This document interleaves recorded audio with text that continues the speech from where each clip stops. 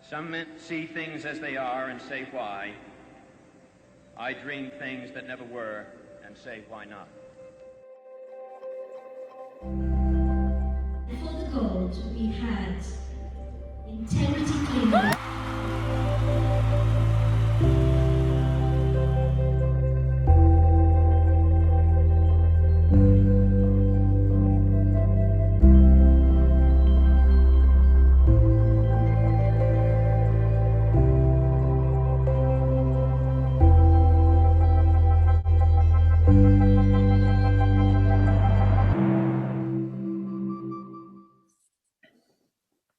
So welcome. If you are watching this video, you are going to be in for a treat. I am so thrilled after such a long time to be able to welcome my guest, who also is a wonderful friend, Luke Murfitt. Hello, Luke. How are you? Hi, Amantha. I am wonderful, thank you. And it's lovely to be here. Really privileged. Thank you.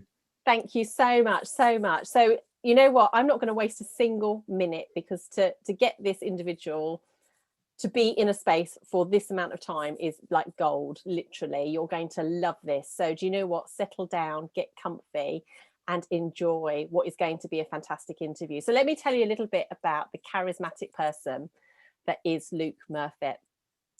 Despite being diagnosed with Parkinson's disease, Luke Murfitt has managed to attain the accolade of Entrepreneur of the Year. How do you do that, right? You're probably wondering.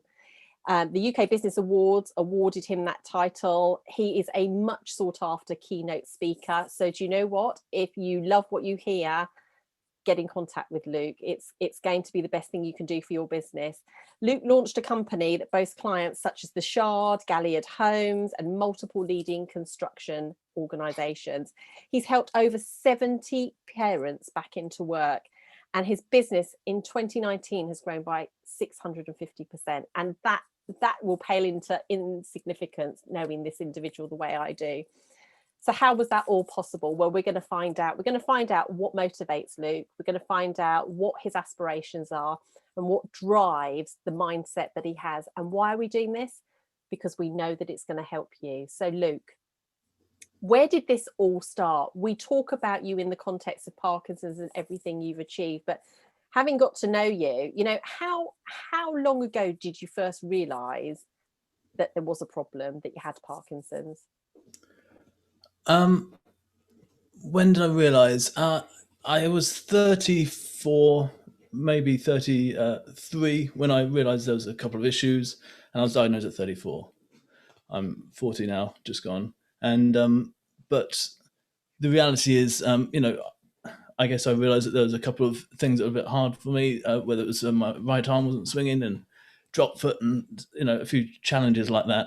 To be honest, I started to think that maybe I'd had a stroke or something, and so various checks, and neurologists gave me a 99% clear that it wasn't Parkinson's, but they said you can have a DAT scan if you want, and I had one, and then I was diagnosed, and from then on that made sense, and it turns out I'd probably had it for about 15 years before that, gradually. So yeah. Which is phenomenal, isn't it? Because like you say, you just celebrated your 40th birthday last week, which is wonderful. And that's quite a long time, isn't it? You know, this is a condition that we associate wrongly with people who are much older. And tell us a little bit about, so where were you? What was going on in your life at that time? What were you doing? You weren't doing what you're currently doing now, are you? No, sure. So at the time I was working for a big financial company called WorldPay, and I was doing very well. And 5 years worth of hitting targets in the top 5%. I was the president of the company. It was all good until the diagnosis, and then in their wisdom they decided it might be too much for me moving forward. So I was released, you know. Yeah, so that year was quite a time. You can imagine, obviously, you lose your job, you lose your company car, your pension, everything, you know, and obviously you got a new diagnosis. So I was determined. You don't tie an entrepreneur down and get away with it. No, and you had you have a family. You have a gorgeous family. Yes, of course, and most importantly, of course, lovely family. You know, ultimately, I needed to set a future up for them and set an example for them and show them that actually, when you have a weakness, it can become a strength. And you're just phenomenal. I remember seeing you before I met you, and I think you were sat in your car and you'd had an appointment with your neurologist, and you were saying that your neurologist was just amazed at your progress. I mean, you were just like blown away, wasn't expecting the improvements that he'd seen in you, which tells us a little bit about that seed of that character. So how did integrity cleaning come into being between your diagnosis and obviously starting it? Yeah, I mean, I see my neurologist. He's a professor. He's one of the top ones, and he every 6 months, and he always enjoys seeing me because he says, Luke, he says, of all my patients that I see all day, every day, he said, you're one of the few where you come to me every time and you're actually in a better position than you were last time. So he said that doesn't normally happen. He said normally we're up in the medication and things, and so that's great. And and he understands. So I actually go there and I try and give him positive feedback, ideas, and it's almost like his therapy when I go and see him. So he's actually asked me to speak at a neurologist convention as well, which is great. And you know what, I hear so many people, I'm lucky in also my field that I'm in touch with people who are in treating Parkinson's, and actually people love you. They love you anyway, but they love you because of the positivity that you put about Parkinson's. And it's not despite Parkinson's that you're here achieving all these wonderful accolades, but it is an important part of who you are, and you don't shy away from that. I mean, people may not know about you, but there's a guitar in the background, there's a set of drums in the background. Why are they there? Well, the drums I've been playing for a few years, and Parkinson's is never going to stop me drumming, so I play that at my church and things. Probably one of the only people with Parkinson's who plays the drums in the UK anyway. And the guitar, I bought that for Christmas because I decided to take up the guitar, because obviously with Parkinson's, why not? It's the thing that people normally give up. Yeah, I mean, which is just that whole personality. I mean, were you like that as a child? Were you into everything? Where does this trait come from inside of you? Brought up, I'm the youngest of four, so obviously you have to have natural instincts, survival of the fittest when you're the youngest of four. So if I wasn't, then I would never get to that biscuit tin or anything else. So I had to have strategies. Yeah, I mean, positive family, always welcoming people, looking out for, we used to have like homeless people come to our doorstep. We used to feed them and things, and my mum and dad set up a charity. And so, there's all sorts of things, just to sort of, it's about looking out, not at yourself, but at other people and helping people. Obviously, I went to Kenya as soon as I finished school, and I went to work with street children for 6 months. And I came back, and then I went to Kosovo and helped people straight after the war there in Kosovo, helping widows and orphans and things. So you try and give back to people and looking at other people. So you get lots of experiences, and you learn the heart of gratitude and thankfulness. And obviously, I've tried to put that into business as well. You really have, because you talk passionately about parents getting back into work. Yeah. It's one of the tenets of your amazing company, and one of the things that you're most proud of. So tell us, it's wonderful that thread has run through you your entire life. You're all about considering others, you're all about giving back. And if you haven't listened to Luke's podcast, Build Back Better, definitely get into that, because that is fantastic. You have a number of fantastic guests that help business, but also share those same values as you do about contributing, sharing, and thinking not just of ourselves, but to think of others. So tell us a little bit about how you coped with the last 16 to 18 months as someone who runs a business and people are reliant on you to provide wages for them. How did you cope with all of that, Luke? Well, I mean, take it back to 2000. Let me see, when I was diagnosed, 2015, 2016, started thinking I need to sort of do something. And I remember being sent to the job centre, and I was in the job centre, essentially how to stand out in a job centre is wear a suit on a Monday morning. Okay, so I stood out, and I was treated differently because of the way I was dressed, ironically, even though we were all without jobs and needing help and things. But I went there with a different intention, not to take benefits. I didn't want benefits. I knew that would make me lazy, make me reliant on other people in the sense that I said I want to start up a business. And I looked out the window and looked at Canary Wharf from a distance. And I said, I want to employ the people downstairs, queuing up, and I want to be cleaning those towers. And within 9 months, I was. And it started with people, my company. I didn't start with clients. I started with people. I first found a team of 9 cleaners from my daughter's playground. And I said, look, if I find jobs, we'd be willing to clean. And they said yes. So I could confidently go looking for work. And within 2 weeks, I found a hotel, which gave us 100 hours of cleaning a week. And I got nine mothers back into work straight away.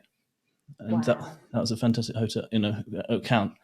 And on the back of that, we got other jobs. And eventually, obviously, we've gathered homes. We ended up cleaning 7 towers, 1 million square feet of offices. And it was a 6-figure contract. And just, I mean, that is just unbelievable. That vision, isn't it? I mean, that to me sounds like a Hollywood blockbuster film. That's a bit like Erin Brockovich or any of those films where we see that, that vision that someone has and then it being borne out. And I know your faith is really important to you too. And that these things all crystallize, don't they? So, getting the Shard as one of your clients, I mean, it's just phenomenal. So it sounds like that it was all going really, really, really well, like it was for most of people, and then this pandemic hits. Yeah, that's right. Well, and the Heron Tower, that's the second largest building in Europe. We claimed that one as well. We've done Amazon distribution centres, B&Q, Sainsbury's, about to do another Amazon, and obviously a number of regular new blocks as well. But there's a bit of a pattern maybe you notice in here. Lots of these are tall, and in order to see them, you've got to be looking up. Okay. Yes. And that's how I first saw these towers, 7 towers. It was a £500 million project, which is like unheard of. That site. It was the largest building project in the country at the time, construction project. And I only won it because I was looking up, and I saw 41 stories of flats, £1 million per, well, £1.3 million per apartment, 1,000 apartments, and I thought they need cleaning. And it's like a David and Goliath scenario, isn't it? Really, I was up against all the big companies. And tactically and strategically and showing kindness and showing that we could actually help mothers back into work, which I did. 2,000 hours of cleaning every month with that project. We through tenders and things, 3 months later, we won that project. And on the back of that, obviously, we've got lots of other things as well. And ironically, it was the job centre which actually put us forwards, nominated me for Entrepreneur of the Year at the UK Business Awards. Which is absolutely brilliant, isn't it? It's the circle completed, isn't it? That belief in yourself. You've helped some people come with you on that journey, and then that is reinstilled from the people that you first went to with that idea, which is wonderful.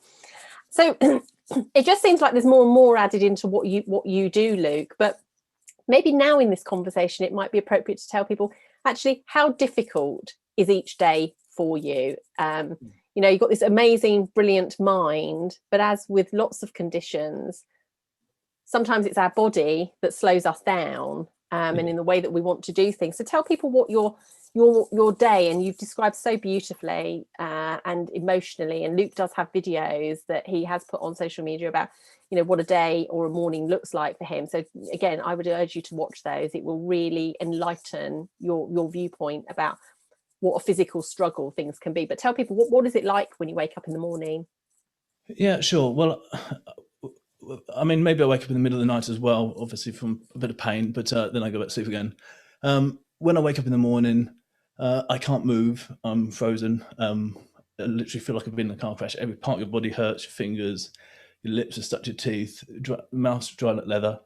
And you can't express the pain. So, you have to go through a period of time of pain, and obviously just trying your hardest to slowly move, and gradually you free up one bit, then you can unfold your fingers and things like that. So it takes about 15 minutes to get from my bed to my bedroom door.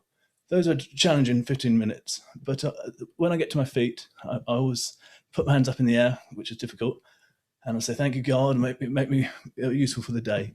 And the motivation it takes to take those 7 steps from my bed to my bedroom door it gets easier and easier. And by the time I get there, walking to the Shard and asking for the business is easy.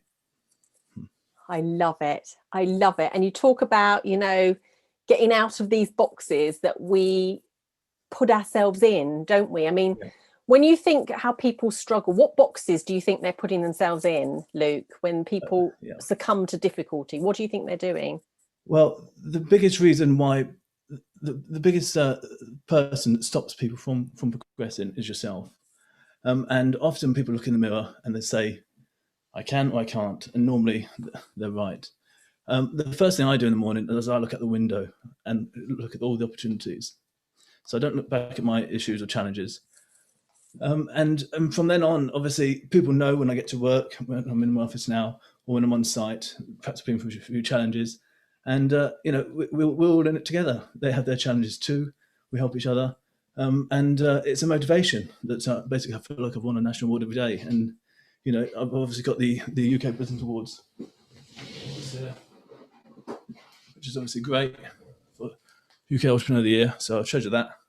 And that's great. But like I say, I feel like I won one of these every morning.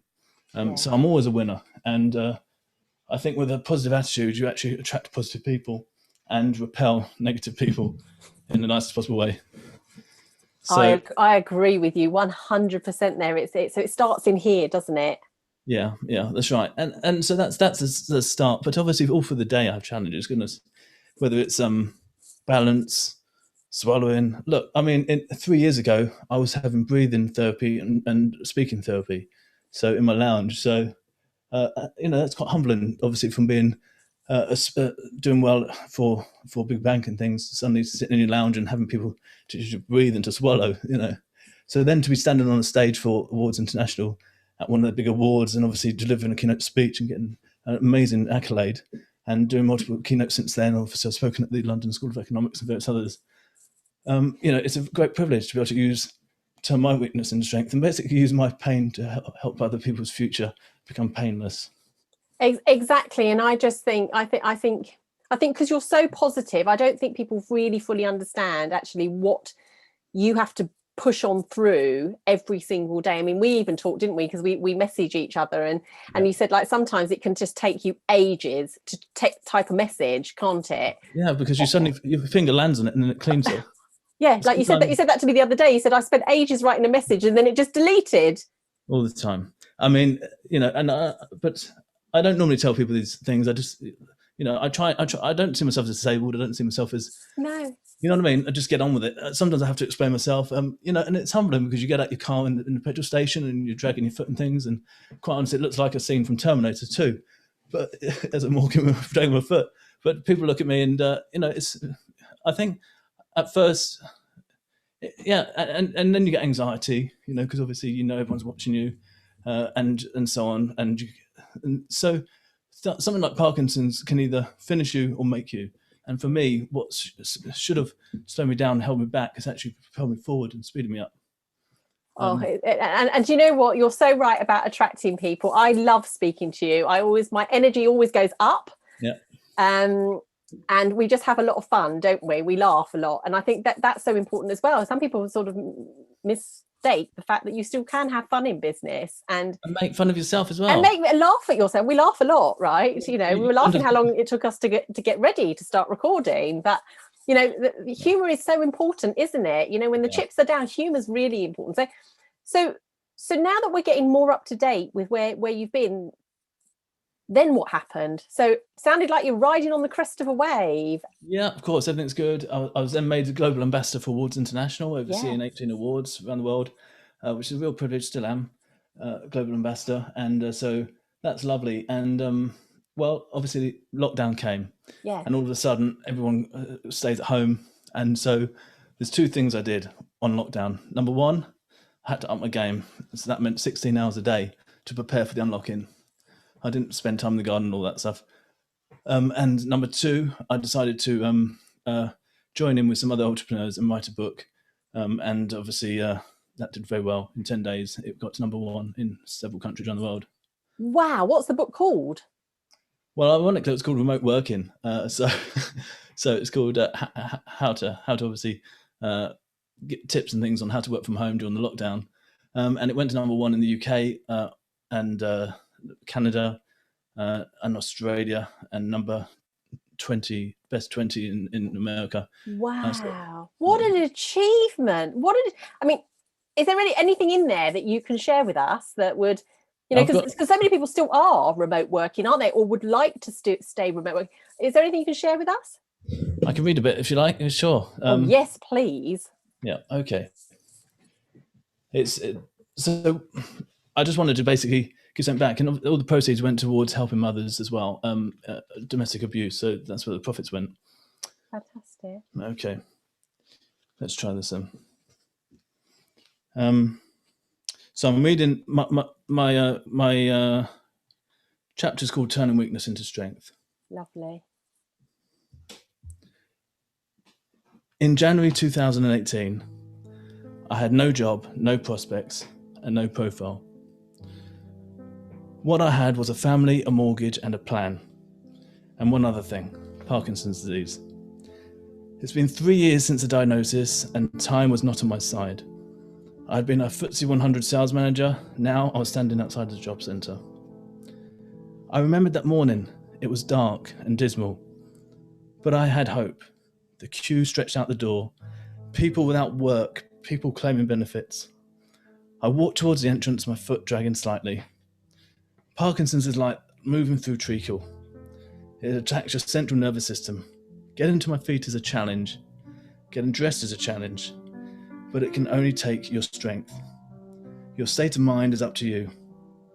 And I had learned something powerful from the disease. Often, weakness can be turned into strength. Inside the building, I told them my plan. I want to build a business. I want to hire people outside. They smiled and nodded and watched my tremors in my hand. I showed them my briefcase, the documents, the spreadsheets, the logo. It was my dream business, a commercial cleaning company. They smiled some more and asked what a sales manager knows about cleaning. I laid it out. Cleaning is a dirty business, an industry ripe for disruption. 33,000 competitors in the UK. Low margins, low wages, poor staff, poor service. But this wouldn't just be any cleaning company. This would be Integrity Cleaning. More than a name, it was a mission statement. I wanted to help people back into work. I wanted to change lives by paying a living wage. Better pay would mean better staff, better work and better service. A virtuous circle. Weakness turned to strength. When I finished talking, they smiled some more and showed me out.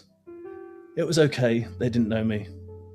I began signing up mothers who wanted to work.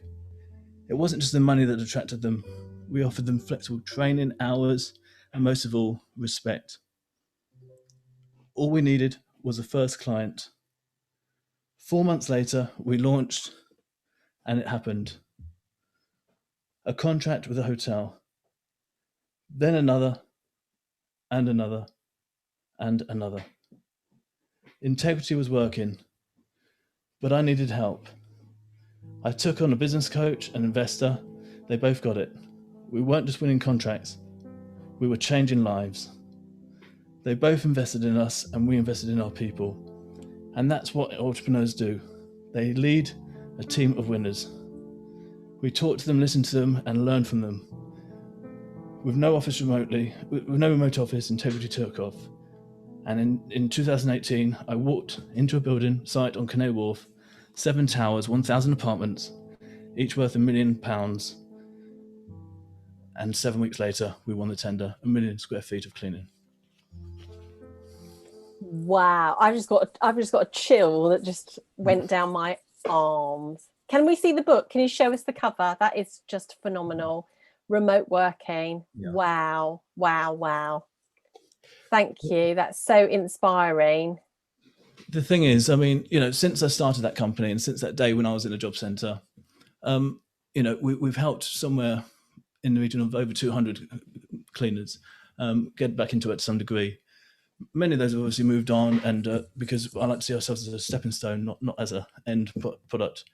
They've become carers or whatever, or get other full-time jobs, and it's lovely. So where we can help, we do. And as I say, we don't actually call them cleaners, we call them by their name. When I meet them, I always meet them. I go up to them, and maybe their name is called Kate, and I say, "Hi, my name's Luke. You're not a cleaner, you're Kate." And they say to me sometimes, they say, "Wow, this is the first time I've ever been spoken to like this. Thank you so much." And as a result, you end up getting a team of people who aren't just working for money. They're not just working to fill the time to then go on to another job. They're actually working because they feel respected and they want to contribute towards something which is cleaning with integrity. Absolutely. And we've spoken so many times about how integrity is one of the most sought after values in business. And yet so it eludes so many organizations, and the fact that it's in your name, you know, inside and out, it's what you do, you know, the services that you're providing. You were providing COVID-free spaces, weren't you, as a result of your cleaning throughout the pandemic. And you know, so the whole thing about mums as well, you know, we know that, you know, it takes a village to raise a child, right?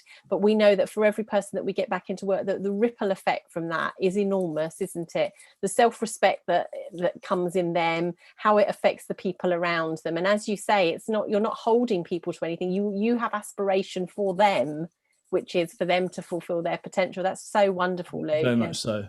Yeah, I mean, we're currently cleaning on 12 hours a day on a Netflix film site, and we will be there for several months. And you know, it's noticeably different for them. They say, Luke, we've never had a cleaning company like this before.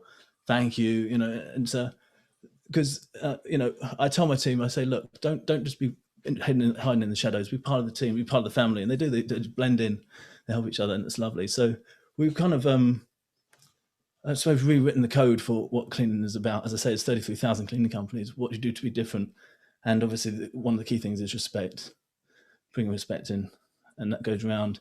And so what I try and do is I try and use this opportunity to speak to businesses and obviously at events and things to hopefully instill this into other business managers and employers and employees to show that actually there are more than one way, which is obviously just trying to look after yourself, look after other people. People phone me up and they say, can we have a cleaning contract? And I don't count the money. I count how many mothers that's going to get back into work or fathers. And that's, to me, what I class my success as. Everything else follows on. And it's just a privilege, obviously, be talking at times like now. But as I say, is the key thing is, you know, don't look at what you can't do. Look at what you can do. Look at the things that you can get out of today. Yeah. So you're absolutely right. So it's not about what you can't do. It's about putting your energy into what you can do, and being grateful for things and people around you. I mean, I find myself, I wake up and I find myself, if I put my socks on, I'm happy that I've got my socks on. You know, if the belt is on my trousers, I'm grateful for that because it saved me 5 minutes trying to put it on. If my toothpaste is the right way around.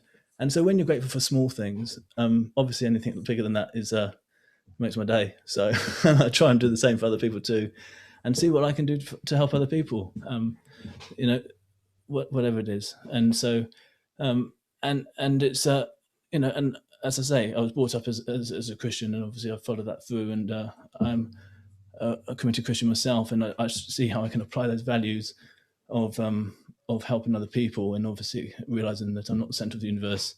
He is, and then obviously I do what I can to try and be a good example and advocate, you know, for him here. So, which you absolutely are. But and I think the thing is, people think it's more complicated than that, and it isn't actually, is it? It's about being really clear on what your purpose is, what you're here to do. Yeah. Being really clear on what the values are that support you achieving that purpose, and being unrelenting in those values. And you know, that's something I advocate with the businesses and clients I work with. You know, get clear on those things and everything else just falls into place. You know, it's as simple as that. Yeah, those other things are called blessings. Yes. And you know, so when I have a lovely wife and obviously lovely children, family in my church, and obviously my actual family and people like yourself and other people, you're all blessings to me. And I believe that that's just a result of basically God just saying, you know, I can use you, and therefore I'm going to put good people around you to help that journey a little bit smoother for you. But it's all about your energy, isn't it? It's, you know, if you you know, and we all have moments when our energy drops, but you know, that's when the people that are around you help lift you and raise you up. And I agree with you. I think we attract what we put out. So let's finish with a real positive. What do you think, very altruistically, what do you think the world needs more of right now, Luke? The world needs more selfless people looking at others and how they can help them. It needs people which are willing to be humble and see what they can do for other people.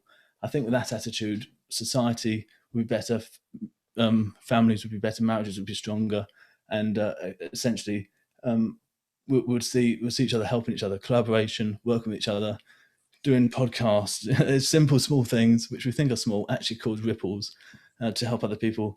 And simple thing like today, if anyone can just say share this interview with other people, we don't really gain from this, but who knows what we can actually gain. What comes around goes around, and I think that if we can spread the message of obviously positivity and being strong and having strength, then I think that can actually inspire other people to do great things and help other people, and that'd be one of my requests. Absolutely. And so, yes, please, can I also concur? Please share this. You never know who will benefit from listening to this. For some people, a penny will drop, that they'll think, you know what, I can do it. I give myself permission to believe in myself. I want to do good. I can. My other message would be to people is don't be afraid to be vulnerable.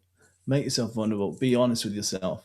It's time that people, excuse the pun, take the mask off and take the facade off and be a real person. Because when you have that, it brings out the best in other people, and you can be honest, and that really does amazing things. As I say, be willing to be humble, to be vulnerable, to be have emotions. Don't be afraid to cry, to laugh, to comfort someone. I think we need more of that. And we'll see some fantastic results and some fantastic people come out of that, and look after other people, give them opportunities to help them up. I'm a big believer in as you rise, so you should help other people to rise with you. Definitely. I love that. I love all of that. And I think that's why we get on so well, because when you share the same values, you don't have to sell them to one another, do you? No. It's just obvious. And you'll know that if you don't feel supported, maybe you've got the wrong people around you, or maybe you're not being clear enough about what matters to you. So get really clear on what matters to you. But yeah, we do this because we want to share that. We want to give it back out, because by giving it back out, someone else benefits. There would be no other reason for doing this. So yeah, please give us a like, give us a share. This is going to be available on YouTube. It's also going to be on Instagram and LinkedIn. But Spotify and podcasts. Yeah, absolutely. So from both of us, so I can't tell you how much pleasure it's given me to sit in your space again for half an hour to talk about all that you are and all that you will be. But let's leave people. What's the next thing for you and in integrity cleaning? What's the next thing that you're looking at as you look upwards? The next thing will be, let me see. I think it's going to be to obviously get some more long-term contracts, because that really helps mothers and fathers have long-term jobs. That helps them plan and stops them working weekends so they can spend time with the children and help the families. And I'm a big believer in that, so we pay more. Right. So ask that question again. Yes, so sorry, our volume just dipped out for a minute. So it's really, what's the next thing for Luke? So you were saying about, you're aspiring to keep women, so mothers and fathers still, that security for them. Yeah, I mean, as a company, we want to be the number one for construction cleaning. That's cleaning construction sites like these ones that we did here.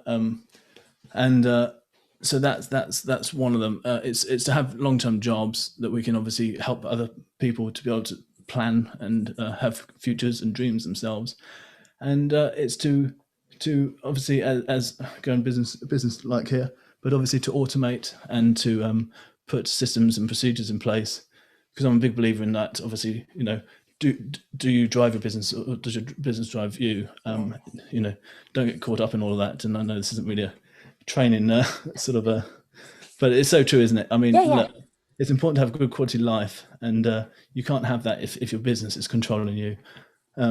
So I'm a big fan of that, and obviously we'll be doing more of that, putting the right people and systems in place to ensure we continue to build and present more opportunities. And along parallel with that, obviously Luke Murfitt, keynote speaking and things. I like to be able to see how I can assist and help people, to inspire people to achieve great things. Remembering what got you here won't get you there. You have to keep rewriting your story. Oh, I love that. What got you here won't get you there. That's so powerful. So what I would say to people is I've sat over the years in many conferences, large meetings, and we've had people come and go, and people have said some interesting messages. I promise you, you will not have anyone more inspiring than Luke Murfitt speak at any of your venues. And let's remember, people need to feel motivated to come back to work, because not everyone is ready. You know, we're not out of this pandemic yet. And so we've got people's insecurities, their fears. You know, when you have someone like Luke who on a daily basis faces into his fears and he doesn't even see them like that anymore, just shows you what is possible. So please, I would say the one to book in for this year and next year, it depends if you can get him, because he's not that available, because people are booking him up. Get Luke Murfitt in. You'll be so glad you did. And it will resonate and ripple out for years to come. I can assure you of that. How can people be more in your space? How can they be in touch with you? How can they, you know, can they connect with you? What's the best thing to do? Yeah, LinkedIn is probably the best way to get hold of me, Luke Murfitt, and find me on there, connect up, send me a message, and let's talk, really. I'm happy to sort of, you know, I've got good contacts too, and plenty of people who want to work with me to be able to obviously achieve this dream of helping other people, to inspire them and to equip them and to empower them to not just look at the strengths, but look at the weaknesses and turn them into strengths too every day. Yeah, absolutely. And likewise, I would say if anyone would like to get in touch and, you know, with myself, be more than happy to put you in touch with Luke. So I have lots of friends and connections in the pharmaceutical industry and beyond that, who would love, I'm sure, to have you in their space. I'm probably taking 18 of your tablets every day. Yes, exactly. That's a brand ambassador for all of that. So Luke, thank you so much for giving me your time today in what I know is a really busy time for you. It's always lovely to talk with you. I know we'll have lifted people up today in terms of talking what life is like. And life is like this for all of us. We can generalize all of this in that we all have ups and downs. It's how we approach it that matters. It's how we get up, how we dust ourselves off, and how we keep on going. So thank you for doing your part to build back better through your podcast. Thank you for being you. Keep being inspirationally you, which you will. And I'm sure there's more books on the way from you. But for now, thank you so much, Luke Murfitt. Thank you too, Amantha. Thank you. Bye. Thank you for having us. God bless you. Bye. Okay, here we are at the Shard. We've got a contractor cleaning the building itself. It's a really good one, and quite near the top. All night shifts and day shifts. And for the gold, we had integrity cleaning.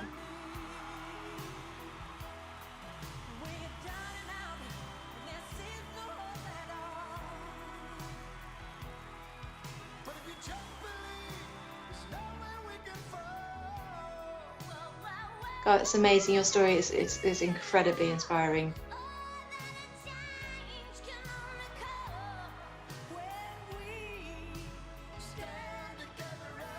Is that so I've just seen another, you see that? And it's cleaning. And the really good news is we start in 2 weeks. Some men see things as they are and say why. I dream things that never were and say why not. And for the gold, we had integrity cleaning.